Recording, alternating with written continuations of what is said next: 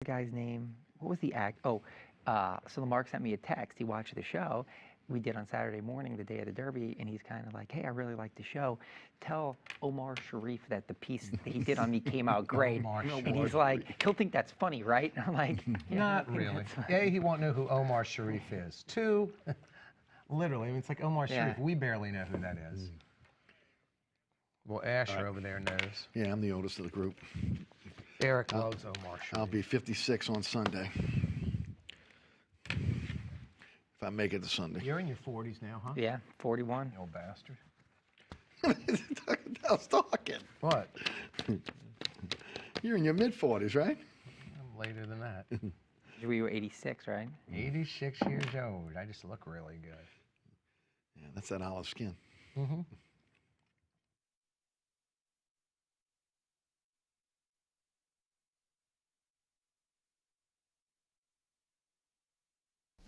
Inside New Orleans Sports with Eric Asher is the first place award winner of the 2015 New Orleans Press Club's Excellence in Journalism Award for the category of Best TV Sports Show.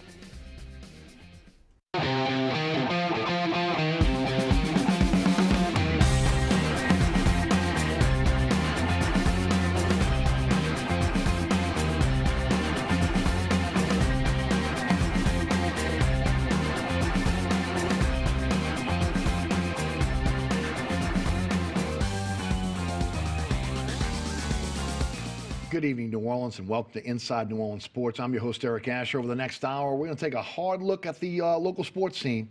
Got two guys that are going to really have a good time with tonight.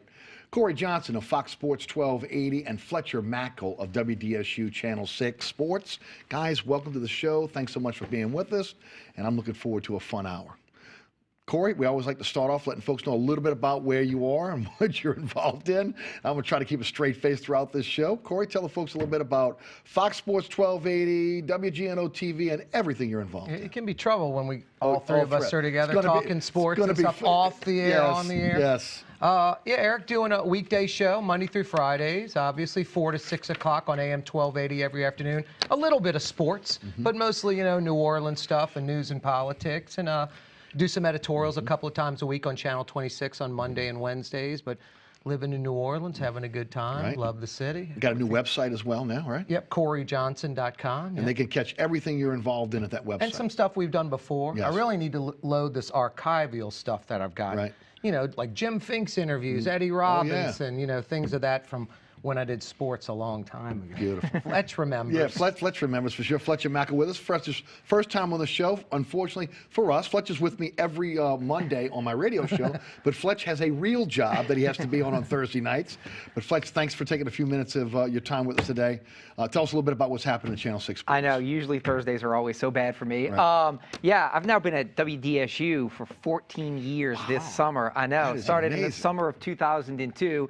And like you all, I'm sorry if I'm stealing your thunder. We all went to the same high school at different years, all De La Salle graduates. So yeah, so you know, born and raised New Orleanian like you all, and love covering these teams and have a great passion for it, and love working at Channel 6. Yeah, and do a great job as well. Guys, let's start off with the Saints. When you look at where the Saints are right now, obviously a lot of the national pundits don't have a lot of faith in this team. With really, honestly, when you look at the last 2 years, you got to kind of agree with them. Your overall thoughts, we'll start with you, Corey, on how they've done in the offseason, draft, free agency. You want to be optimistic, and even though there's an NFL salary cap, it's a small market team. I don't think they're going to go make some absurdly huge, big splash in free agency. I've never seen it in my life. Even the Drew Brees type acquisitions were sort of secondary, I guess, talent to other teams in the league. But the Saints were going to roll the dice on a guy like that. Yeah, I want to be optimistic. I think they filled some holes. I think they did. The draft looks pretty good. You want that first-round pick to start. You want the second and third-round pick to contribute greatly and immediately. And then I think you have some success. These free agents come in and maybe do something.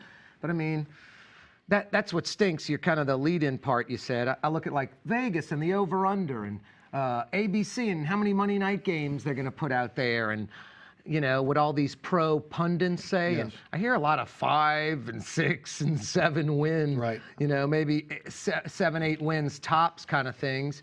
I don't know. I want to say 9, 10 wins. I want to be optimistic, but I don't know. I think they've made some good moves, as good as they can do with the limitations they have. But no one's like a blockbuster. No one's like, oh gosh, that solves that problem. So we'll have to wait and Work see. in progress. So, I Fletcher, think- what I were your think. thoughts overall on what has happened, transpired so far? I am going to be maybe somebody who has drank the Kool-Aid, so to say. I am extremely optimistic about the Saints. You know, I know we're going to talk about the Pelicans. Yes. I am very down on the Pelicans right now, and we can get into that, obviously, as we talk over the next 50 or so minutes. I actually am very surprised that I am so excited about the Saints, because I feel like you all, you look at what they do in the offseason, but I think from that first Sean Payton press conference, when the announcement came in his love letter to New Orleans about he's here, he wants to be here, you know, the Bensons were there. The pothole one? That one? Yeah, that one, right. Yeah, about the one, you know, he loves crawfish. Right, and everything about New beignets. Orleans. But here's the thing, but I do think that really meant a lot. I do think that there was some type of disconnect, and they had moved off the reservation, so to say, with what they had built starting in 2006. They talked about finding their core DNA and getting back to what they wanted to do, but they didn't really practice what they preached. Right. I really think that Sean Payton and Mickey Loomis are back on the same page, and I like the guys they drafted last year, and I think guys like Delvin Breaux need to and will take a big step. I think a guy like Teron Armstead is going to emerge as one of the best Those offensive. are two great players. In the Those league. are great players. But I like James Laurinaitis. I think he can be a John Vilma type player. You know, when Vilma came here, he was coming off a bad year with Eric Mangini, who changed from a 4-3 to a 3-4. He had the bad knee, and he had 4 fantastic years here from 8 through 11, and they won a Super Bowl. I look at James Laurinaitis and think that this guy could really be a difference maker for this team in the locker room and on the field. I just like what they've done. I like Dennis Allen as a defensive coordinator. I think he was a great coach when he was here. His first stint, he goes to Denver and has a good run. You know, Oakland's a bad hand to be dealt, and for anybody, right? Player, coach. And so, but last year when he came back, it was still a tough job doing what he had to do after Rob Ryan, but I still think the defense was a little bit more respectable after he took over and simplified things. So call me crazy, but I think the Saints are going to be one of the surprise stories in the NFC this year, and can really make a deep playoff run. Every year there's a few surprise stories. Right. Hopefully the Saints fall into that. No doubt about it. So, Fletch, you really are buying in with the new focus, Peyton. You think that he's kind of turned the page Without here question. and is refocused on going forward? Without question. I think he knows that he's here and he's invested. And look, whatever they want to say, those 48 hours from when the season ended to when they had that press conference, they weren't riding the streetcar up and down St. Charles and eating beignets talking about how great New Orleans was. They were hammering out a lot of things. And I think there were some teams in play like San Francisco, and I don't think we'll ever realize how close to getting to San Francisco and working out a deal Sean Payton actually was, because that'll never be discussed. Right. But I think that he's here and he's invested, and they're all on the same page, and they are all in this together. Call me crazy, but I just think that they have something going because it starts at the top, and they're in it together. You know, they can say before, one voice, you know, one message. We're doing this together. I just don't know if it was all, you know, with Rob Ryan. I know why you were asking him that question, but I agree with Fletch. And at the very least, what other choice does the man have? And I don't think he's a guy where like, yeah, I'll just kind of ride out this thing for a few years with the Saints. He's making $9-10 million a year.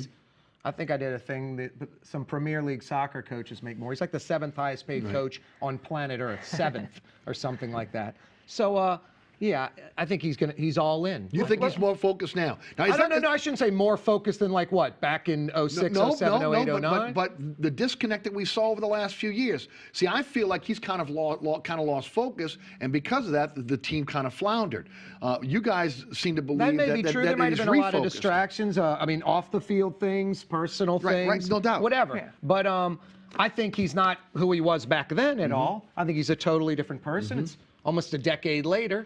But I think his intensity level and whatever you're getting out of this, 52-year-old Sean Payton, I think that intensity level, the grind, I think it's going to be like it was a decade ago. I hope. If I can add to that, look, the last few years, his name didn't just surface. Those are his people. Those are, people around him floating his name out there that maybe you may be interested in, Sean. And I do think that you realized the market for him last year, that really until he stayed with New Orleans, the chips didn't fall into place until he was the big whale out there. And then once he stayed in New Orleans, then San Francisco moved in a different direction. Teams moved. It's a two-way street. His agent and people behind the scenes, even media people up east, are pushing his agenda in different directions. But also, without any of that, there's a handful of teams that's a coveted coach and a wanted coach in the NFL. I mean, how many guys are there like Sean Payton? I think he's got a couple of coaching, like he could be recycled a couple of times as head coach. Hazlitt got one try. He's sort of stuck in the coordinator spot for a while. I think Payton could go somewhere, win or lose, and could get another job because of the he's won a Super Bowl, of course, and the offense that he had in New Orleans. No doubt. Guys, he has tried, and this has been a concerted effort, especially since the Junior Gillette debacle, to try to go back to what really made them a winning team, a winning franchise, and that is character in the locker room, leadership. We saw, as you mentioned, James Laurinaitis come in now to quarterback the defense. Recently, they signed Roman Harper to a deal. Harper pretty much has been almost assured of a spot on this team. In my opinion, it's more about institutional knowledge, about leadership, and they'll have a package of plays that he's going to be able to perform in, and most of those probably, again, rushing the passer, that pseudo linebacker. But Fletch, talk about this change in culture that they're going back to what we saw in 06 when he came in and kind of took over from the devastation of Katrina and a team that really was kind of a vagabond team in 05. Yeah, I know that people talk about, I think it was the 81 draft class. I was young, but the one with Ricky Jackson, obviously one of the greatest draft classes ever because you look at the players who came to the Saints. But I still am, for my adult life and when I could really cover the Saints more as an adult and was really into it even as a young teenager, I'll look at that 06 class, and it wasn't just the draft class. I mean, the free agents, the Scott Fujitas and the Drew Breeses, and even trading for guys like Scott Shanley. I mean, you built something there, and you put the right guys in the right places, and you created something special. And again, they've talked about doing that. And I think that their intentions were in the right place, but they missed badly with guys like Junior Gillette, and maybe even a little bit with Jimmy Graham. And then maybe the flip side of that, too. Guys they released that were long in the tooth. I mean, we know what Harper is. Yeah. I think a lot of Saints fans, think about when Harper was released back then. 50% of the Saints fans were like, great, who cares? He's long in the tooth. He's older than he's playing older than his age, blah, blah, blah, blah, blah. Now it's a few years later, he's coming back. But it is about the leadership and that type of stuff. I think Jim Mora did it. Plan B rolled in, then free agency kind of thing, and Mora lost like the Mills, the Ricky Jackson, the Morton Anderson types. And I think after when you have them, everything's great. When you lose them, you're like, my God, what a force that was in the locker room. And I think they've lost some of those guys, either from retirement or old age, long in the tooth, some cuts maybe they shouldn't have made, and then realize later, okay, we brought in a replacement that on paper, 40-time clock, the stopwatch thing might be better, but not better with the whole package. The one thing that I always look back on is from when they got here, up until about 2012 or 2013, you couldn't find any misses. They let a guy go. That guy may not have played in the NFL anymore. True. I mean, Sean Payton and Mickey Loomis and even Ryan Pace, because he was in the decision-making process. I mean, you think back, they let Joe Horn go. Okay, great. You didn't really miss him for the most part. They could cut guys, and you didn't really miss them. They'd have salary dumps, and you didn't really miss them. But that was the first year after that 13 season, kind of after, Sean's bounty situation. 12 was a lost season. Breeze is the holdout because they won't give him the deal.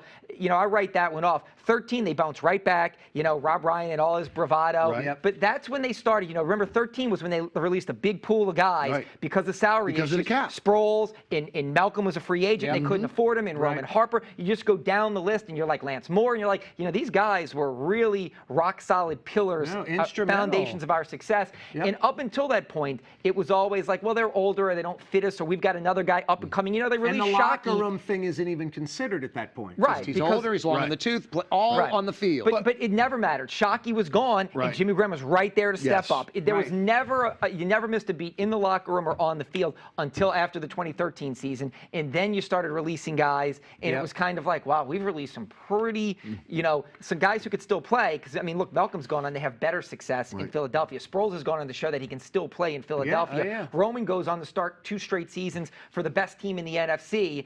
And, that's when you start looking at that's why you're 7-9. Well, that was a byproduct of, again, living off the '06 draft, not adding to this team in terms of draft choices, some really bad drafts during the time. And then, again, some people want to blame it on the Breeze contract, and I blame it on the misses that they made in free agency and draft. Yep. And then these guys at that point, because of that, the mismanagement of salary cap, they couldn't afford their core players anymore. And as you guys mentioned, they went on to play at least a few more years and still be productive players. I mean, I think that draft thing, it was either you or Duncan or somebody that broke down that 5-6 years of New England Patriots and 5-6 years of Sean Payton and the Saints. And the Saints average about a player a draft, making the team. That's it. Not starting or contributing, just making the roster. And New England averages about 4 a year. Green Bay, same thing. That's every year. So over 5 years, that's 20 new New England players. And over 5 years, that's 5 new Saint players. At a cheaper rate. Just on a 53-man roster. So that's a lot of missing right there. No doubt. That's a lot of missing. Guys, last year, Andres Pete gets a redshirt year. They look like they're going to have him on the field this year. Fletcher, I'll take you first. How do you think he'll perform at the guard position? Do you think that's going to be his position? Can he beat Zach Strief out at the tackle, or will we see him on the inside? No, I think he's going to play guard. I mean, if he was going to beat Zach Strief out, I think that you'd probably be working him exclusively at the tackle position. So how does he beat a guy out if he's not even competing with him at that position? I understand they say they're moving Pete around the offensive line, and they're going to get one of their 5 best guys out there. But Sean Payton, not like when he said, we expect him to start. Well, you should expect him to start. He was drafted 13th overall as a high first-round draft pick. It's year 2. Right. I understand maybe year 1, that's fine. But year 2, he better start. And to me, I'm okay with him at guard. If he's talented enough to play tackle, then certainly I think he can play guard. I mean, he is, a mammoth man. Yes. And even though the one thing I don't like that he keeps going back to is that he keeps saying when we talk to him that he's never played guard. It's kind of like, I remember like when they moved these linebackers around, like I referenced Scott Fujita. When they got here, he played middle linebacker in the 4-3. But when they signed Vilma, he moved to the strong side, and Vilma took over at middle linebacker. And he goes, you know what? I play linebacker. Like, I'm smart enough to understand what to do and how to do it and adjust and still be a starter and a productive player. So I think Andres Pete is a talented enough guy that is going to move in play guard. You look, a few years ago when they drafted, I just had like a brain lapse there. I'm trying to think of the guard from Nebraska who then went to Tampa Bay. Carl Nix, sorry. Oof. So, but when Carl Nix came here, he was a tackle that they said we're probably going to slide inside the guard, and it worked out great. Well, he had a lot of off-the-field baggage. Right, but still, as a player, though, had a good attitude to want to do that. But as a player, he had never said when he got here that he had never really played inside. He'd been mostly a tackle, and he worked out tremendously. He probably embraced it more than every time you talk to the other guy, Pete, saying, I never played guard. But I do think that you're going to see, Strief, who's still, look, will Strief ever be, an elite tackle in this league? No, but he is a very serviceable starter at right tackle, and sometimes I think he gets a bad rap. He graded out pretty well as a right tackle last that's year. what I think is that you look at it and you go, now the problem with that is this. I've always said this about Zach Strief, who, again, I have tremendous respect for. You play 11 years in the NFL, 7 as a starter, you're a good player, is that he shouldn't be your best offensive lineman. If he's your best or your number 2, well, then overall maybe your offensive line needs to step up. When they were 2011 and had that amazing offense, Zach Strief was looked at maybe as like, hey, our number 4 or 5 guy, because we've got Carl Nixon, we've got Jari Evans, and we've got all these great players on the offensive line. He's a nice starter, but he's not the key cog. When he's the key cog, that's probably a problem. So to me, I think Armstead's going to emerge this year as a great player. I think Strief is still going to be serviceable. I think Pete will hopefully play very well at guard. I certainly think, you look at Max Unger, second year, another year in the system at center. I think he's going to be a real anchor for this offensive line. And then Alito or Clemente at the other spot. And I'm fine with that. I think you look at that and you say, you know what? That seems like a relatively solid offensive line to me. What are your thoughts on Pete? He's definitely a starter at one of those spots. If he can beat out Strief, he starts there. And if he can, he moves on the inside. So it's putting the best lineman out there. This isn't some guy who's been playing one spot for 5, 6, 7 years in the pros. It's a young pup that's ready to go. I wish I didn't hear that.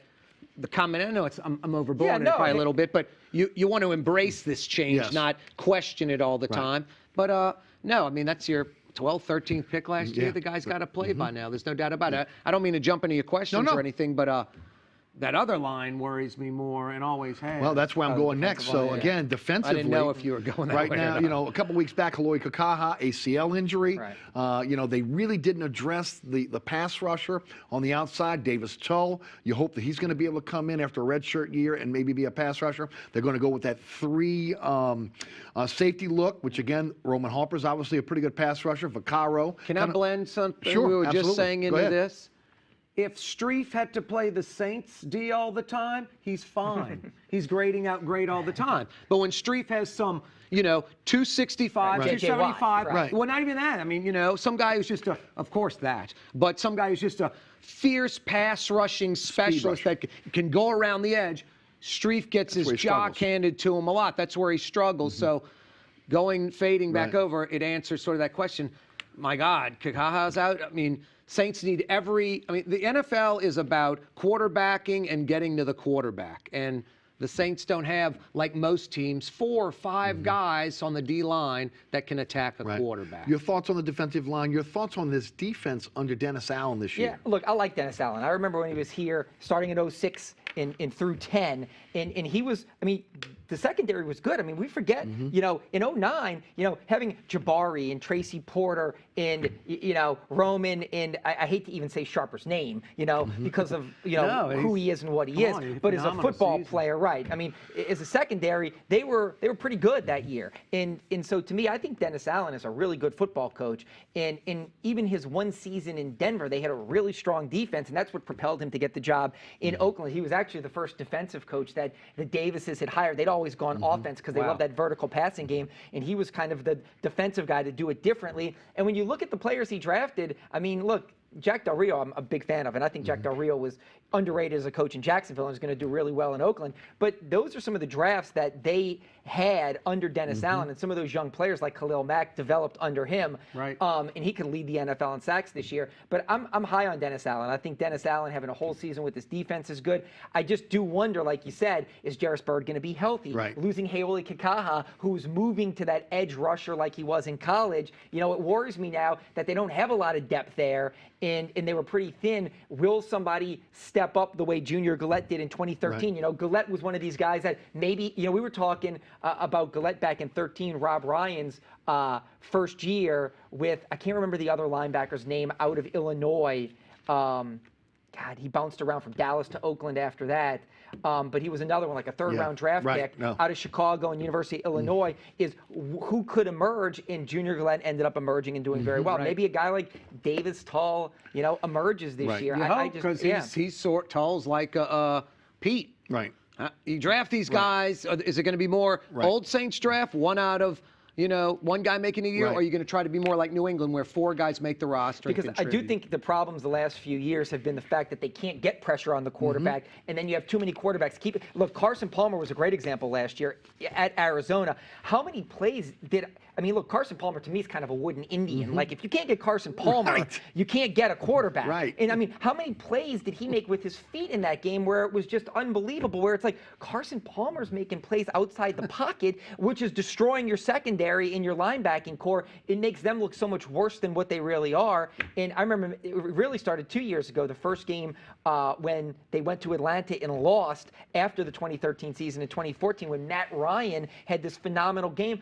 I just remember going, wow, he's kept a lot of plays alive just by rolling the pocket and moving the pocket. And to me, that's going to be the Saints' biggest challenge. Again, can they produce any type of pass rush so the secondary just doesn't get completely exposed? And then they got to stop the run still. Right. Has there ever been a Saints defense that's been able to stop the run in the entire Peyton era? Even the Super Bowl year, I used to go, my God, the Saints scored real quickly, and it's already taking the other team out of their offense. Why are they doing that? Run the ball. I'd be saying that as a Saints fan, and I'm like, gosh, I'd be clapping. I'm like, they're abandoning the run. This game's over. To keep up. To me, we talk about to this. try and to keep up. This is just, there's certain things that you can look at now that you have a body of work and a history. The Saints, when they won the Super Bowl in 2009, was one of the worst. We look at that defense and say, wow, that was a pretty good defense. Well, 39 forced turnovers. I know, is the it was key. without question.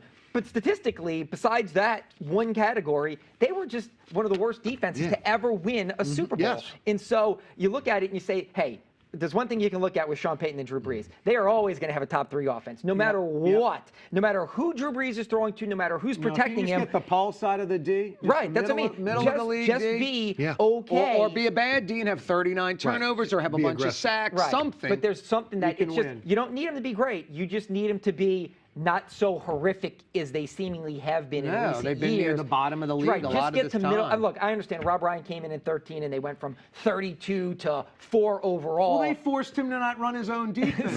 Was he handcuffed, guys?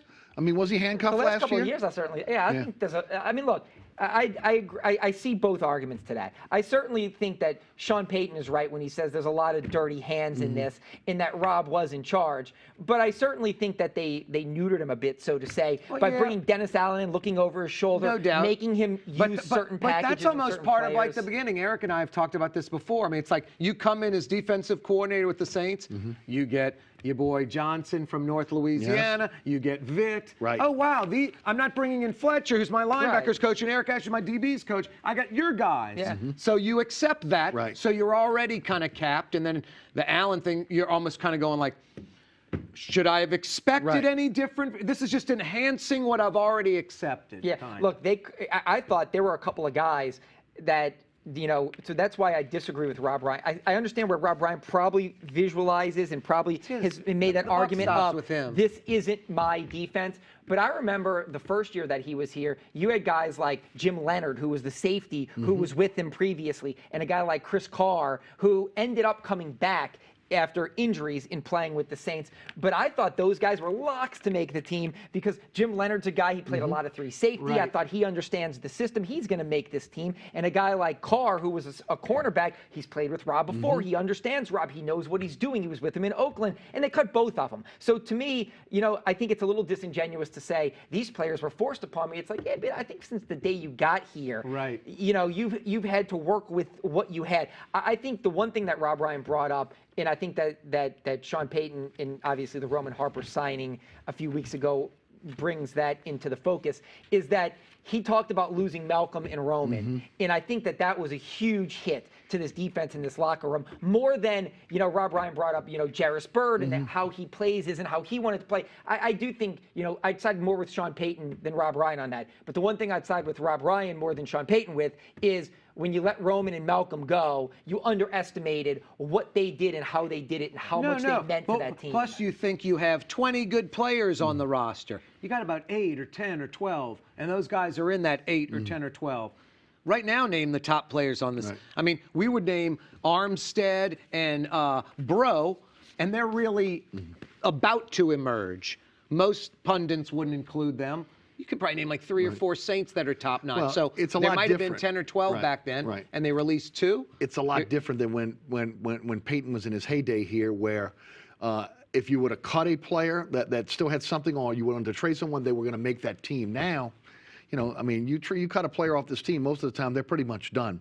Guys, we're going to take a quick break. We come back, I want to do something a little bit different. I want to talk about your memories of 50 years of New Orleans Saints football. We're going to get into whether the Superdome is ever going to host another Super Bowl again. And then we're going to get into the New Orleans Pelicans. If we got time, we'll get into Ellis and Tulane football. You're watching Inside New Orleans Sports each and every Thursday night right here on WLAE at 6 p.m. On Friday night at 10 p.m. here on WLAE and statewide on Pelican Sports Television. That's 9 o'clock every Friday night. Fletcher Mackel of WDSU Channel 6, Corey Johnson of Fox Sports 1280 are our guests. Don't go anywhere.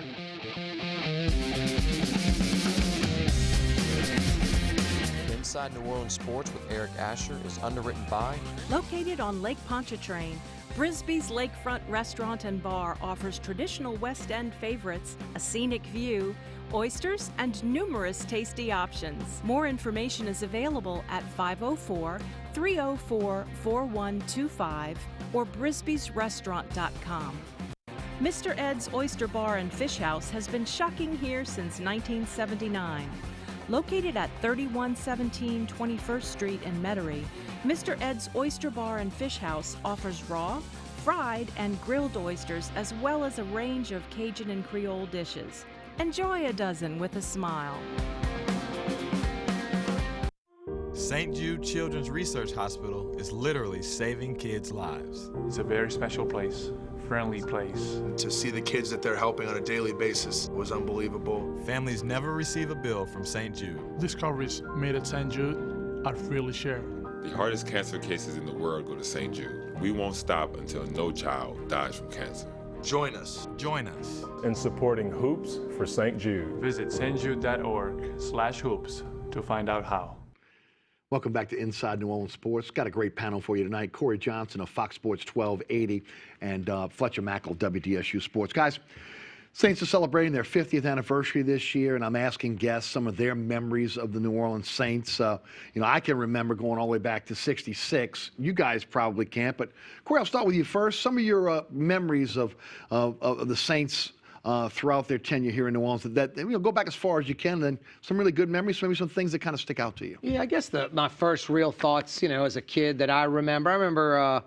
First off, it stinks, but growing up in, I guess for you especially, but me in the 70s and fading into the 80s, it's the losing. That's like number one on the Saints list. They lose every year. They're perennial losers. And then I remember Hank Stram came in, and even as a kid, I was like, boy, these are some pretty good players. And then I guess really that 78-79 team with Archie Manning and Muncie and Galbraith and even Strawn in the background. Late Henry Charles, Chandler. Henry Charles and Tinker Owens and Wes Chandler and, Eloy Grooms. And they had a lot of good players on that team. And that offense, I remember watching, CBS's opening of the NFL, and Archie was throwing like a sliding Galbraith or Wes Chandler. In the intro to the show, I'm like, wow, Saints have made something national, which was unheard of. Yes. You never, ever had that. So I guess those are some of the memories. The 1-15 thing. I remember I think the Saints beat the Jets, or maybe they beat Miami on the road, and then there was a penalty, and they end up losing that game like 21-20. So it continues like the 0-10, and then they finally, I think, beat the Jets later in the year. And then I guess Bum and Lansford kicking that field goal where they punted instead of Morton Anderson trying a 45-yard field goal, and barefoot kicker Lansford for the Rams kicks during that strike short in '83 season, and the Saints could have made the playoffs. And then Finks and Mora, and then up to now. Yes. But that's my earlier memory. I remember being in college and just these Mora press conferences and going, man, like giddy, like the national attention. And back for the first time, Saints would cut a player under Mora, another team would pick them up. We're like, wow, someone cut the guy's not bartending now, and coaches would get hired away. I was like, this is weird. So I think Finks and Mora kind of taught us how to win and be proud of the team, and I guess that's pretty much it. Yeah, I think I'm a few years younger than you all. Yes. Not many, yeah. But you look older. It's weird. But when growing up, obviously, I think we were all kind of stuck in that, the bags on the heads. Yes. And, I remember my parents were such passionate Saints fans, especially my mom. So like listening to the radio or watching the TV and yelling at the screen and then being upset and then talking about how bad they are and just kind of how we will never be as good as Team X, Y, and Z. You're a child watching an adult be so But see, I was young when Jim Mora took over. I was 9 when Jim Mora got hired. So there was a big swath of my upbringing that looked at the Saints as awesome. I didn't have some of the team. from 60. I mean, I wasn't born. So through the late 60s when they got here, through the 70s when they were really bad, that wasn't something that he was lucky. That's what I mean. I didn't live that like a lot of people did. You're right. And then when I really, was like a 9, 10, 11, 12-year-old, when you really start getting into football and following it and the passion of everything that goes into it, well, that was when the Saints were at the high point of Jim Mora, going to the playoffs, winning the division, the Dome Patrol. So it was like a lot to be proud of, which I think was good because I think that's, one of the things that made me do what I want to do because everybody had, all the Saints songs that were popping up. Knock the wheels off that dream? Yeah, a little bit. But, to the point then, the last few years of Jim Mora obviously weren't that great. And then Ditka was very forgettable. And that's when I was in college and finishing college. And then, started covering the team. And it, obviously a different perspective. But my fondest memories, I think back to some of those great games. Like I remember Morton Anderson, the kick, to send them to the playoffs and stuff like that, or to win the game. I want to say it was either a Sunday or Monday night game that clinched a playoff spot against the Rams. So a lot of interesting memories, more good than bad, because I didn't live, some of those early 60s, 70s You're moments. definitely very lucky on that. For me, I can, Archie Manning being drafted. Of course, I can go way back because, I can remember as a kid when the city first got the expansion team, but Archie Manning beating the Rams, okay, and then Tom Dempsey's 63-yard field goal. Those are two highlights, back in the 70s. Yeah. When you want to fast forward to the first winning season, I can still picture it in my mind up in Pittsburgh with them making the stop for them, having the first winning season and going to the playoffs after that. And of course, I that think was the coulda, woulda, shoulda. Yes, 9 straight wins. Right, exactly. And then I think for all of us, the 09 Super Bowl year, which was magical. That to me is, if that's not everybody's crowning moment and achievement, nothing ever will be. I mean, look, there've been Gleason's block is gonna, because of who Steve is and what what that moment meant and what he's become. Bear to Eric Martin, 7-zip over the Vikings in the first ever playoff game. Yeah, and then, that level is equal to AFC title game, Gleason's block. That was insane. I was like, is this Terrace level going to snap off and collapse look, on the other Deuce's two? run in 06, I mean, Deuce had that great game against Philadelphia. And that one run at the end when he seemingly willed himself into the end zone. I mean, look, there's a lot of great moments, but you're right. I mean, to me, it's hard to pick one Super Bowl memory, but I still go back and say that Tracy Porter's interception that sealed the game is going to be the iconic moment. I thought Asher was going to be like, me and some friends, we were 15, we stole the Dixie beer pack off the guy. We drank the whole keg. Well, I tell you what, you talking about the spacesuit? Yeah. A lot of the old timers remember that. I wouldn't have done that NASA thing, no, I wouldn't have either. The guy shooting up in the air like 30 feet. I'm like, that thing gives out. That was another thing at Tulane Stadium. They had great, not good, but great halftime shows. The ostriches. It was unbelievable back then. And Al Hurd and the band. Bringing them out, pretty no good doubt. stuff. It was a magical time. And look, they filled Tulane Stadium like they filled the Dome, even though they were losing. Speaking of, Corey, I'll take you first. The city lost the 2019 Super Bowl. It looks like there's been a promise that has been made from Roger Goodell after they lost 2018 and 2019 that the Dome may get another game before the end of the Saints' contract with the state of Louisiana. What's your thoughts on the Dome hosting at least one more Super Bowl before the state has to make a decision on what they're going to do with really that complex, not just that facility, but that complex? I think that question, I asked that on my talk radio show that very day because that popped in my head as an important question. As the Dome past its prime as far as hosting Super Bowls, and the Saints gig contract with the Dome's up in what, 2024? 2025? And I think Pels are up in 2024. So I would have said, if you would have pushed me on that, I'd be like, I don't think the Dome's going to host another Super Bowl. But then Goodell, a few days later, with that heartfelt letter to, and I guess that's routine. I guess every owner that makes the cut gets one of these letters, and it made you think maybe, I don't know. I mean, I think I'm skeptical, and I'll tell you why, Eric, because the money's already been dumped in the Dome. The $350 million, this third of $1 billion post-Katrina redo is over. Now it's little, and they're nice, now it's little $30, $40 million new replay screens, which are going to be great. They're like third, fourth largest in the league. But the Dome has an inherent built-in problem where it is a square or circular type multi-purpose venue, and 95% of these NFL stadiums are rectangular in shape, NFL primarily, multi-purpose secondarily, and the Dome is still a multi-purpose primarily NFL configuration secondary type facility. So it's got limitations. That's what's hurting Final Fours as much as anything, the limitation of getting prime seats close to the court. But also, the change from the NCAA now has really opened the door for big stadiums like the Dome, because they want that, they raise the floor now, they want that. No, that but that's more to get other NFL stadiums into it more than getting the Dome in it. So it's I don't know, Eric. If you push me, I'd say the Dome has probably seen its last Super Bowl. I think it either, to get another one, it's going to have to be another $300, $400, $500 million redo, maybe towards the end of the Saints contract, and you keep them in the Dome again, and they get another Super Bowl, or it's a new place to get a Super Bowl. Where do you stand, Fletcher?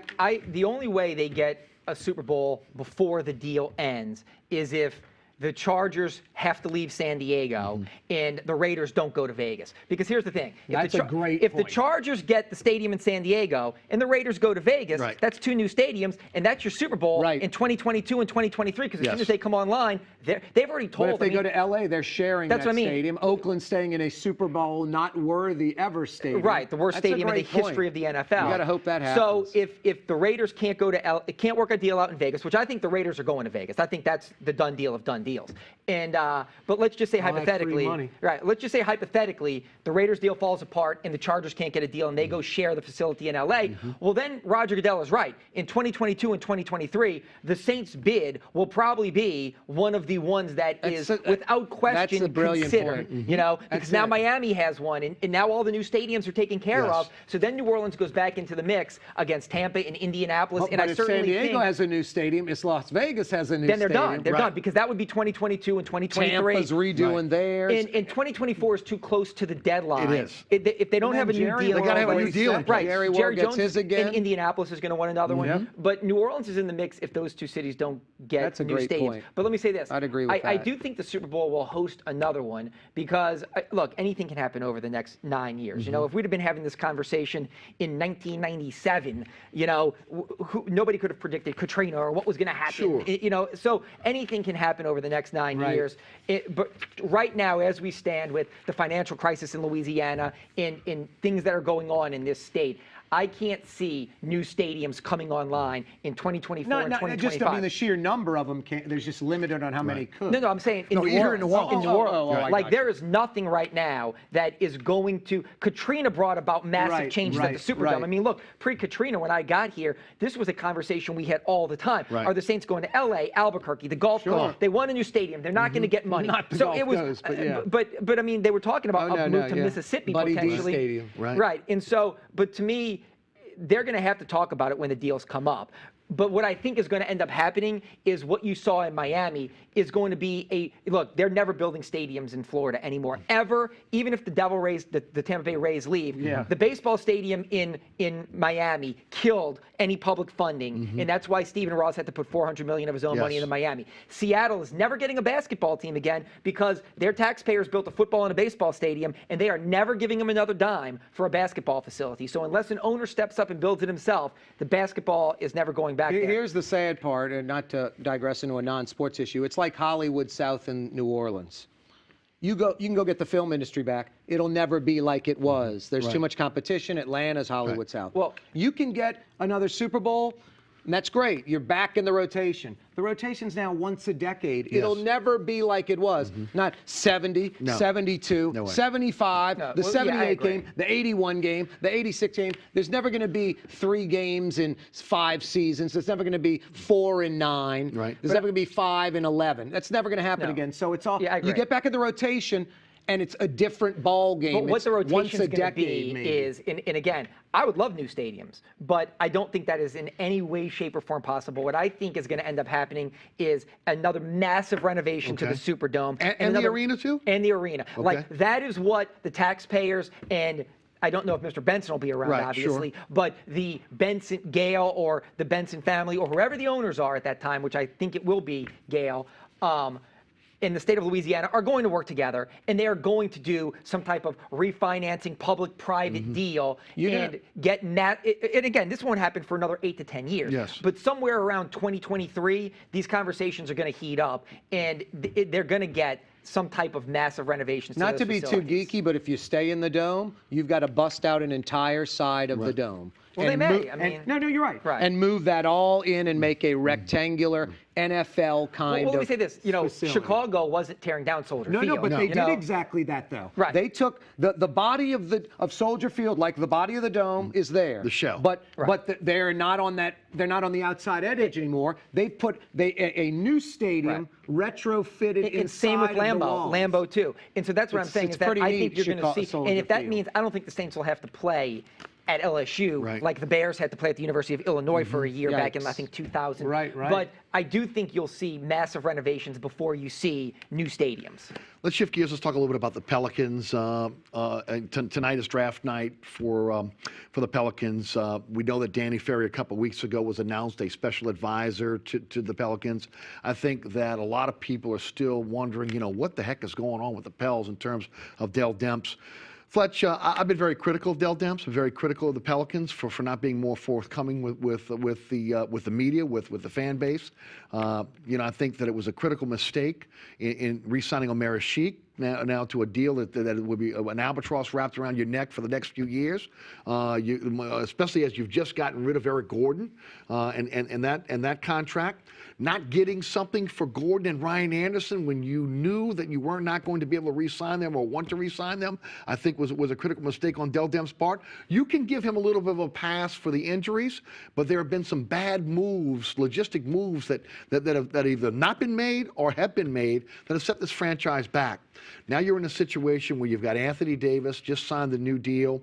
He loses out on $24 million because he doesn't make the All-Star teams. As I've mentioned before in this program, the radio show, hey, I don't know anybody who loses $24 million, not a little bit upset by that. And I don't know if the Pels are like 100% happy about. They shouldn't be 100% happy. Oh no, they're upset. Everybody's upset about You know what? Right. You want him to get Right. that. Of course, you want him happy. Right. Because that means every. The $5 million you can spend in free agency doesn't make up for the superstar being unhappy. That's right. So what are your thoughts on where the Pels are right now and just the state of the franchise more? We talked about this on your radio show a lot. Yes. I feel like today the Pelicans off the court are much better than they've ever been. Much better. George Shinn came here with horrible financial debt, a partner that he had to buy out, an uncertain future. I still don't know if George Shinn actually wanted to leave North Carolina. I think that was more Ray Woolridge that pushed him here. I'm glad, because I love the NBA and I'm glad we have a team. But, I think off the court, the deal they have, the way the NBA, cut the players' salaries back after the last lockout in 2011, off the court, the facility they have in Metairie is second to none. I think off the court, they're in great shape. Great shape, okay? On the court, I keep saying this over and over and over. They were better when Tom Benson bought the team in 2012 because you had the #1 draft pick, you had a ton of financial flexibility, and you could go in a number of different directions. You could build young through the draft, you could go spend and try to put players around Anthony Davis. They had a blank slate with a once-in-a-generation talent coming on board. Now, as we sit here today, here's where they are, in my opinion. They spent 4 years building a team. You still have Anthony Davis, once-in-a-generation talent. You have Drew Holiday, good player, never going to be a great player, but certainly a nice player. And then the rest of your core looks like this. Tyreek Evans has had 3 knee surgeries in 11 months. Quincy Pondexter's had 2 knee surgeries in 10 months. Eric Gordon is a free agent, not coming back. They don't want him back. Ryan Anderson, they probably want back, but not at the price he's going to command. Right. That is your core. And that's it. And you have a coach who's running a system that doesn't fit the players. And so to me, I look at it and I go, wow, they were better off 4 years ago when you had the young coach in Monty Williams that everybody loved and respected, that Anthony Davis loved, and you could have gone in any direction. Right now, you're handcuffed with horrible deals in Omer Sheik. Tyreek Evans, nobody knows what he's going to be coming off all these knee surgeries. Drew Holiday's a nice player, but he really doesn't fit what Alvin Gentry wants to do. Anthony Davis technically was still great, but wasn't as good in Alvin Gentry's system. I just look at this and say, wow, they're really on the court. They are not in a very good spot, especially in a Western Conference, because the Warriors aren't going anywhere. The Thunder, if Durant re-signs, are going to be just as strong, if not stronger. San Antonio, even if they lose Duncan and Ginobili, they still have Kawhi Leonard in Aldridge, and they still have Pop and R.C. Buford running the show, so they're going to be great. The Clippers have a boatload of talent and are going to make a big run this year because Paul and Griffin hit free agency next year. So I don't know where the Pelicans fit other than an irrelevant team right now on the court. What can you add? I think he's right on all the X and O on the court stuff. The off the court stuff, I slightly disagree. I think he's right where whoever is taking ownership, and I bet you Schwest is hitting himself in the head for, I don't know what it was, 5, 10, 15 million difference when the team's almost doubled in value now. Doubled almost in value. But the team was primed to be, it was set up for success. Stern in the NBA set it up for someone to come in and just, if you hit about 2/3 of your, selections right, free agency, whatever things you're doing, you go about 2 out of 3, you're going to win. I don't think they did the opposite. They didn't go 1 out of 3. They went about 1 out of 6, 1 out of 10. So this team, I don't really like the ownership. I mean, if you were to go talk to Tom Benson, I think the other day he said, oh, wait, you can dribble, and if you stop, you can't dribble again? I mean, he doesn't know, and I'm making that up, but he doesn't know basketball. They're a microcosm of the community. We're an NFL city. We're at LSU and a college football city. And I'm not saying we're not a basketball town. I love that the NBA's here. We are a basketball town. We're a winning basketball town. Right. Well, they got to be winning, of course. But we don't have the passion, and it's not as deep with NBA basketball as it is, obviously, with football and the NFL. And Tom Benson and the Saints ownership, it kind of mirrors that. I mean, no offense, Mickey Loomis isn't really a good player personnel guy in the NFL, and he's great about it. He doesn't say he is. Oh, we got to go get this corner. He's better than that one. You've never heard Mickey Loomis say that. He leaves that up to Peyton. So what does he know about the NBA? I mean, it's not just a corporate thing and you plug in a CEO and it works. It's got to be a real special CEO to go in any company, any field, and make it work. So I would have rather seen separate ownership. I think because they don't know a lot about the NBA, they've no Weber anymore. They've broken this down to just the Saints pyramid, and the Pelicans are kind of a Saints company underneath the Saints, sort of.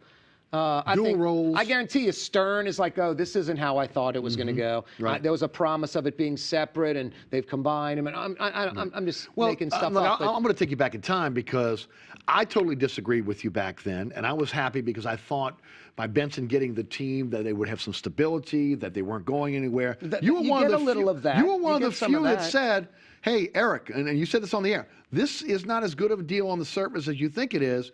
It would be better to have separate ownership. I think, where it's the primary thing of each of these billionaires. They're competing against each other. Right, for the sports dollar. But the only thing I say about that, because I go the other way, and I understand it's a double-edged sword, is that I certainly understand your argument. I see what you're saying. But basketball would have always lost because of what you said. You know, the Saints are in people's blood here. Yes. People speak a language athletically, and I always joke it's called hut-hut because everybody knows. I mean, we have some amazing, like, knowledgeable football fans. My mom knows about football and knows who the offensive linemen for the Saints are. You're right. And so in LSU, in Tulane football, and these people know, and we know this. So the only thing I disagree with in the fact that they needed separate ownership, well, then we wouldn't have had an NBA team. Because here's the thing. Just like when Clay Bennett went to Seattle and is from Oklahoma City and had an arena in Oklahoma City and had a viable option in Oklahoma City. He didn't even try to make it work in Seattle. And as soon as he could go, he went. So to me, I looked at these out-of-state groups, where George Shinn failed to try to get footing and corporate sponsorships and ticket Raj sales. Batal deal was done, and the NBA could have signed off on it at any time. The Dunleavy deal. There were about 10 local folks, and it was really this swimwear guy out of California. Which Dunleavy is kind of like the figurehead. And a few local investors that are owning, little small percentages. But in the long run, I just don't know if that would have didn't like that because I think they looked at it. They don't want the Clay Bennett thing happening. Well, and I think they looked at it too. Is if Shinn couldn't make it work, the guy who passed away was the one who got fined on McClendon. Right, McClendon. Right. That guy was the one making the comment. We're not even trying to stay in Seattle. But $500,000 fine. Okay, we are trying to stay in Seattle. And here's the thing, though. But I look at this. The New Orleans situation is a guy from California. I don't know if the NBA would have ever signed off on a team in San Jose with Golden State right there in Oakland. But again, right now the NFL's talking about Vegas. The Maloofs for years wanted to bring the Kings to Vegas. Zero connection without question. New Orleans, Raj Batal. And so Dunleavy was like his connection to New Orleans because of marriage and the wife. But the thing is, not to say they wouldn't have made it. They wouldn't have tried to make it work, without question. But would it have worked? Would it? George Shinn tried to make it work. He hired locals. He hired Jack Capella. He hired local people to make it work, and he was still struggling. Now, again, the league is much different now because they've taken more of a percentage from the players, and they've made small markets viable. Yes. So maybe they could have kept their head above water. But the one thing I always get back to is, and sometimes I agree because I did a commentary on this. I think the Bensons and the people there sometimes, and they get upset when I say this, I think they look at the Pelicans almost like a community good, whereas the Saints are the bread and butter, and the Pelicans are there, and we want to win, but you know what, the football is what we do. And so I did a mocking commentary saying that, look at the Pelicans like Jazz Fest and French Quarter Fest. Like, it's fun and it's awesome, and you can enjoy it, but don't really expect them to win. Right, and if the Saints are having a downtime, can we make sure the Pelicans are winning? so it balances things out. But I think Schwest would have been nice just because. I do too now. In retrospect, he probably would have been the best option. But you're right, the Barrage Batal guy, the LA guy, you would have had that Oklahoma City, and football Seattle, would have been king, and it would have always been like, where are we going? Who wants some? You know, Benson is a local guy that built the facility, that signed the lease, and you know at least they're not going in it. Maybe Schwest is the same thing. Right. But again, I swear that Travers Mackel, he knows what he's doing. Well, then tell me about Danny Ferry. Your thoughts on that? Look, I don't think it hurts Dell Demps. Look, Mickey Loomis has always said he makes decisions eyes wide open, and sometimes he takes too long to make decisions. They made their decision last year with Dell, and obviously I think it was the wrong decision. By firing Monty and keeping Dell, I certainly think, but I think it went back to what Loomis dealt with after Hurricane Katrina, and you and I have talked about this. You could have fired Mickey Loomis and Jim Haslett, whitewashed the organization, started over after Katrina. Haslett was fired, Loomis stayed, got to pick his coach, get his quarterback, have his draft, and they best years ever of the franchise. I think that, you know, Dell Demps inherited Monty Williams as a coach, and I think they looked at it, they're professionals, they have a good relationship, but philosophically they were not copacetic, so to say. So I think he gave Dell the opportunity to say, I'm going to give you the opportunity that I had. I'm going to move the coach out the way. I'm going to give you your chance. You've built this team. You should hire your coach, and let's go. But I think that was, hindsight being 2020, the wrong decision. I certainly don't think Danny Ferry, who Dell Demps has a relationship with, who's a respected basketball guy, who built a really good team in Atlanta, a really good team in Cleveland, I certainly don't think it hurts to have him on board to help Dell, because Dell is their guy. And well, plus, let's also not forget in the Loomis situation, we're talking about, and I'm not dogging him, we're talking about, thank God for him, small market, Tom Benson and the Saints, and the Pels. You know, Mark Cuban, I mean, your boy Schneider in D.C., he just goes through the carousel, but with not the success of like the Yankees, of the Seinbrenner. And I also think... But the point is, let's blow out this guy and go get the 4, 5, 6, 8 million. They didn't bring in Van Gundy. They didn't bring in Thibodeau. You know, there were some limitations on what they could do financially, and I think that even applies with, you know, Loomis was, I don't remember the numbers, but whatever, you know, Mueller was trying to get, Loomis came in a lot less. He took the deal Mueller wouldn't take, you know, that kind of thing. So I don't think this is a get rid of these guys and we'll just go improve automatically. I do think that's what do we get for the money and all that kind of stuff. If they had to fire Dell Demps and his staff and Alvin Gentry to potentially hire somebody like Jeff Van Gundy and give him the operation that his brother has in Detroit, where he's the GM and head coach, that would cost, you know, $8 to $10 million to fire them all. There's a and then Ditka another example. monster. They don't want to keep doing the Ditka example. And let me say this too, I do think they're worried about, you know, you look at the Sacramento Kings, who I love to make fun of, they're going to have their 4th head coach in 4 seasons, they're going to have their 4th general manager in 5 seasons. They start to look like a dysfunctional mess. No, I'll never forget Lynn Amity. This is 30 years ago. The offensive coordinator for LSU, he comes in, this guy, Lynn Amity. And he's got all these fancy words and sayings, and about a week into it, he's like, this is the 24th job I've had in 27 years. I was like, that's not a plus. Right. That's not a good thing. 24 jobs in 27 years. How do you sell the Pelicans to free agents this year with maybe a front office that is maybe a little bit in turmoil, with the situation with Alvin Gentry maybe being on a short string? We've got about 2 minutes left. Yeah, I see the clock ticking down there.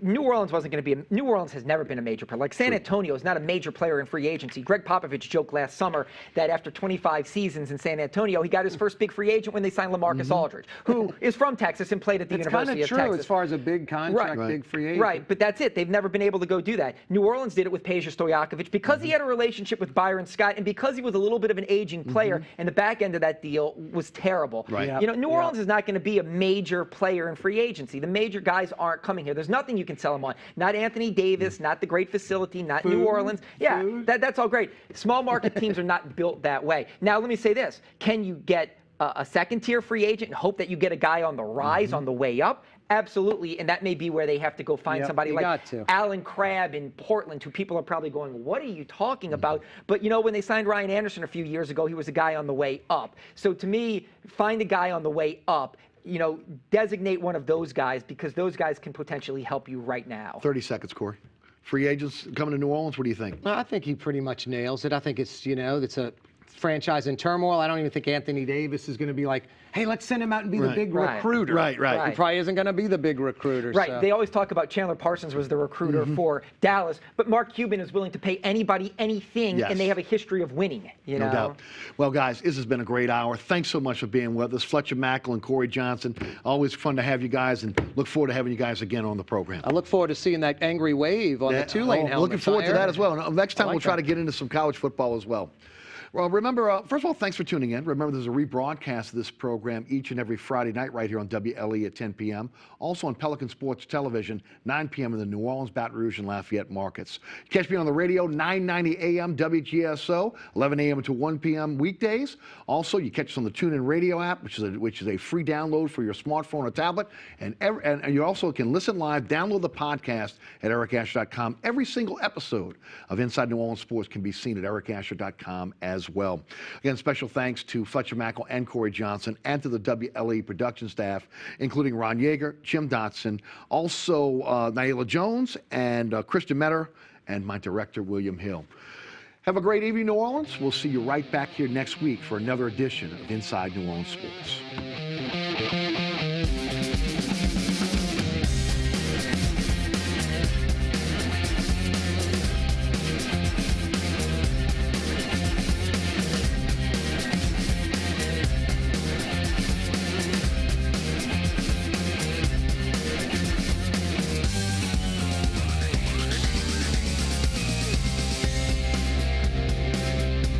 Inside New Orleans Sports with Eric Asher is the first place award winner of the 2015 New Orleans Press Club's Excellence in Journalism Award for the category of Best TV Sports Show.